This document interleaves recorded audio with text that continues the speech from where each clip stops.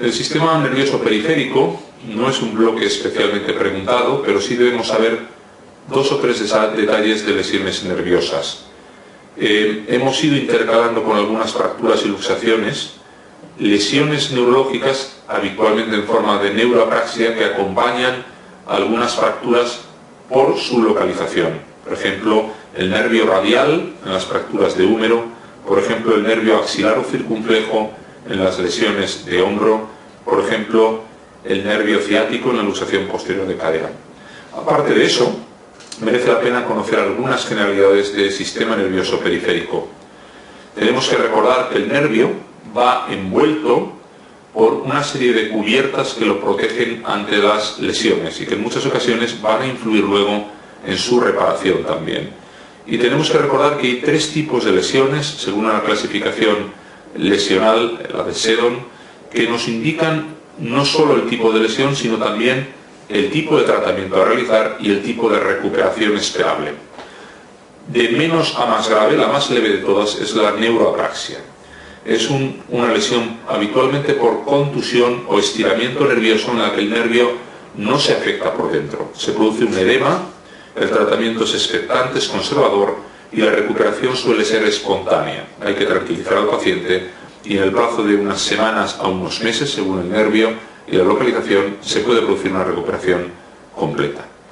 La axonotmesis es una lesión más grave porque se produce una lesión axonal, no de las envueltas, sino axonal. Afortunadamente la envuelta del tendón protege el entorno y permite que pueda haber una recuperación espontánea sin necesidad de tratamiento quirúrgico. El tratamiento es conservador, hay que dejar la zona más o menos tranquila y quieta y esa recuperación se produce a raíz de 1 milímetro al día de avance de regeneración neural. En muchas ocasiones se produce una recuperación completa, como os digo, sin necesidad de hacer ninguna cirugía. La lesión más grave de todas es la neurotmesis, en la que se produce una lesión de las dos cosas, del axón, de los axones nerviosos y de las cubiertas. El ejemplo más clásico es una lesión en la que hay una sección nerviosa, un corte, una fractura que secciona un nervio, y en estos casos hay que hacer una cirugía, hay que suturar el nervio, hay que hacer una neurorrafia. La sutura debe hacerse de manera muy cuidadosa, habitualmente con ayuda de un microscopio, de unas gafas lupa, para poder reconstruir otra vez todas las envueltas del nervio. Es muy difícil, por no decir imposible, reconstruir fascículo a fascículo del nervio, y lo que intentamos es convertir una neurotmesis en una axonotmesis, es decir, intentar volver a tener unas cubiertas intactas para que el nervio regenere bien por dentro. Y eso lo conseguimos de muchas maneras.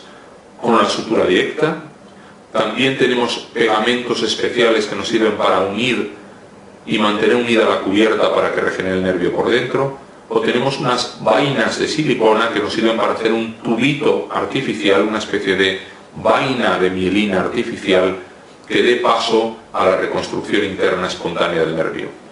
En esta situación la recuperación es variable.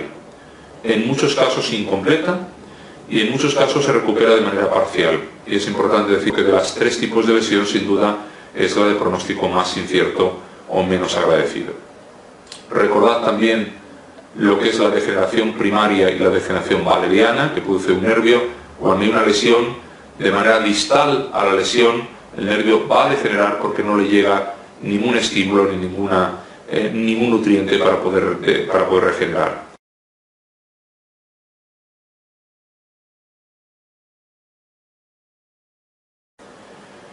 Recordad algo también en las lesiones del plexo braquial. Es complicado llegar a memorizar qué raíces se corresponden con cada zona de inervación, pero tenéis esquemas como este en el que os ayudan a poder asociar qué raíces se asocian con qué función motora. Recordad también en las parálisis congénitas del plexo braquial, en las producidas en torno al parto, que encontramos dos tipos de lesión posible, y esto lo habréis estudiado también probablemente en pediatría. Recordad que la más frecuente de las dos es la parálisis de Duchenne, en las que se produce una afectación de las raíces C5 y C6.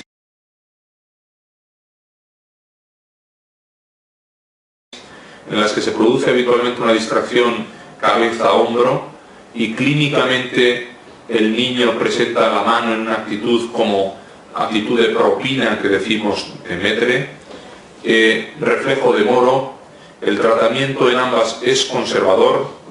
La segunda es la de la parálisis de Dejerin-Klumke, que recordad afecta a un nivel más bajo, C8-T1, producidas habitualmente por lesiones por hiper-ABD, por hiperseparación del brazo. Tenéis que probar el reflejo de prensión habitualmente, y el tratamiento, como os digo, generalmente en las dos suele ser conservador, con recuperaciones variables en una y otra.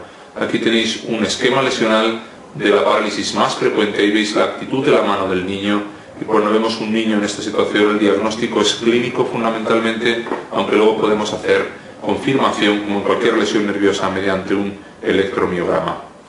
En miembros inferiores es especialmente interesante recordar cuál es la función motora de las raíces, cuál es la distribución de esas lesiones y cuál es la afectación de sensibilidad. Este cuadro es especialmente útil cuando nos hablan de tener, por ejemplo, una lumbociática que afecta a una parte del pie, sobre todo afecta, por ejemplo, a la sensibilidad de la zona externa del pie y de la pierna, y eso nos sirve, por ejemplo, para valorar si el paciente tiene una afectación L5 o alguna otra afectación. Recordad que cuando hay una afectación L4 el reflejo rotuliano se ve afectado, y cuando la lesión es en S1 es el reflejo aquileo el que se nos va a ver afectado. Estos esquemas nos permiten un mapeo de la lesión que luego debe confirmarse con las pruebas de imagen y las pruebas electromiográficas.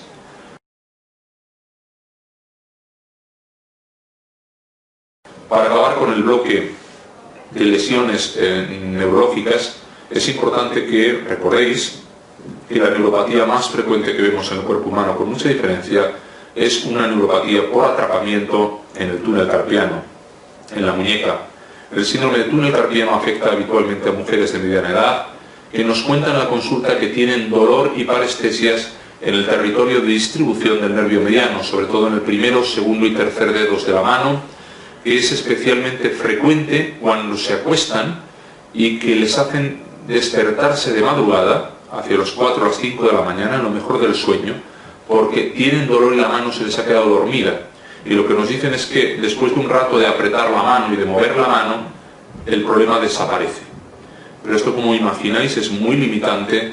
Con el paso del tiempo, la inervación motora del nervio mediano hace que pierdan potencia en la musculatura tenar y tengan cierta debilidad, por ejemplo, cuando sirven con una taza, sirven con una jarra de agua, o cuando tienen que hacer cosas en las que la mano tiene que hacer fuerza.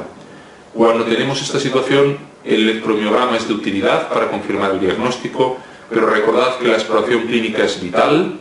Las maniobras de Tinel al comprimir el nervio afectado produce calambre, o la maniobra de Fallen o de Fallen invertido al mantener durante un minuto las muñecas en situación de flexión se produce una agudización de la sintomatología porque comprimimos el nervio mediano, o la de Durkheim, que es presionando directamente el nervio, se produce también el adormecimiento de primero, segundo y tercer dedo, son diagnósticas habitualmente. El tratamiento consiste inicialmente en utilizar una muñequera semirrígida para dormir, que permita no despertarse de madrugada. En ocasiones el tratamiento conservador es útil, pero en los casos en los que hay una pérdida de calidad de vida y el tratamiento conservador no mejora, la cirugía es muy resolutiva. La cirugía consiste en la apertura del ligamento anular del carpo para permitir más espacio al nervio mediano y que no se comprima. La recuperación sensitiva suele ser inmediata, la recuperación motora suele tardar algo más, y la recuperación de ambas depende mucho del tiempo de evolución y de la gravedad de la lesión neurológica. Cuanto más afectación y más tiempo de evolución, más lenta y más incompleta es la recuperación.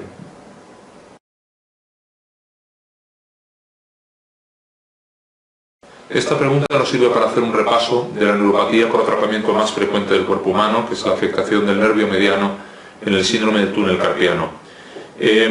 La primera respuesta es correcta, y sería la opción a señalar, porque efectivamente el dolor nocturno es el factor predictivo más sensible y es el que antes desaparece en cuanto hacemos la cirugía de descompresión. El paciente que tiene dolor nocturno todas las noches, que no duerme, que se despierta a medianoche, es una merma grande de calidad de vida. que nos lleva en muchas ocasiones a indicar la cirugía, y cuando descomprimes el canal carpiano, el paciente viene a la consulta diciéndote que por primera vez en mucho tiempo ha sido capaz de dormir de un tirón sin notar esas molestias. En la fase inicial, como dice la respuesta número 2, no es frecuente la atrofia de la musculatura tenar. Siempre hay un tiempo de afectación sensitiva y en fases tardías hay una atrofia de la musculatura tenar asociada. Y la recuperación, como nos pone la pregunta 3, no es mayor y mejor y más espectacular cuanto más avanzada esté la enfermedad hasta el momento de la cirugía, sino todo lo contrario. Si tenemos una enfermedad con en gran medida una gran afectación neurológica, la recuperación es más lenta y más incompleta cuanto más tarde la operemos. Las férulas nocturnas, como nos dice en la respuesta 4, sí son eficaces en el tratamiento del túnel carpiano. En muchas ocasiones sirven para mejorar el dolor y en ocasiones evitar la cirugía. Y por último, el TINEL no es el signo más específico de túnel carpiano.